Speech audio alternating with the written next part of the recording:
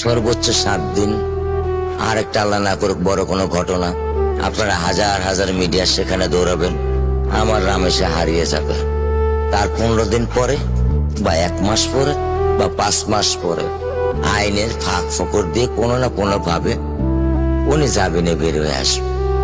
এইটাই তো আমাদের সমাজের চরিত্র।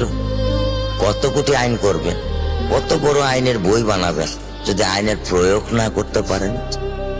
ওর জীবনে এমন কোনো চাওয়া নাই যেটা আমি পূরণ করি নাই।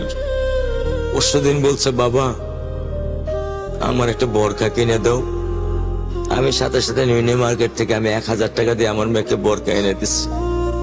আমি দরিদ্র, ভাঙা বাসায় থাকি, কিন্তু আমার সন্তানদেরকে আমি কখনোই দারিদ্রতা স্বাদ পেতে দেইনি।